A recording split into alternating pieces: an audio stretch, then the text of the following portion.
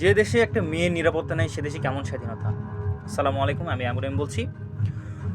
এখন বিষয়টা হচ্ছে যে আমি ভিডিও দেখলাম, একটা ভিডিও দেখে হয়তো একটা পিকচার আমি দেখে হয়তো বুঝতে পারছেন কী বিষয় নিয়ে কথা বলতেছি।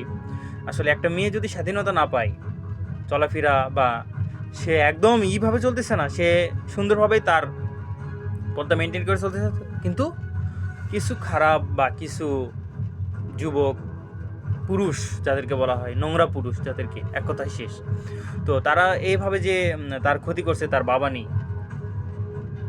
নেই তাকে এত বড় ক্ষতি করছে, বাট আশেপাশে লোকজন ছিল কিন্তু তারা প্রতিবাদ করে নাই। আসলে তারা মানুষ নয়, তারা হচ্ছে মানুষরূপী শয়তান, আমি বলবো।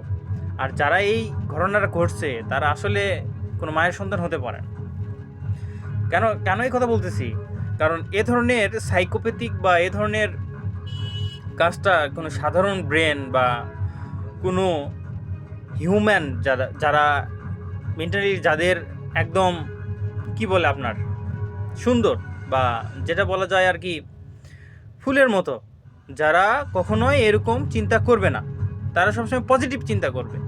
যেরকম ফুল সবসময় ঘ্রাণ ছড়ায়, সেরকম একটা পুরুষ মেয়েদেরকে প্রোটেক্ট করবে, মেয়েদেরকে কেয়ার করবে, মেয়েদেরকে সম্মান করবে, মায়ের জাতি। বাট তারা কি করছে? তারা জঘন্য কাজ করছে, যেটা কখনোই বলার মতো না।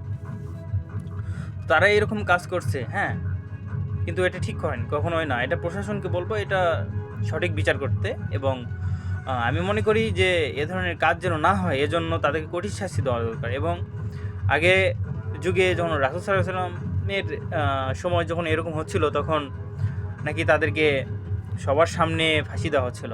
তো আমি মনে করি যে সেই রকম শাসন আসুক, এবং সেই রকমই কিছু ঘটুক, যেন সবাই পাপ কাজ থেকে, খারাপ কাজ থেকে দূরে থাকে।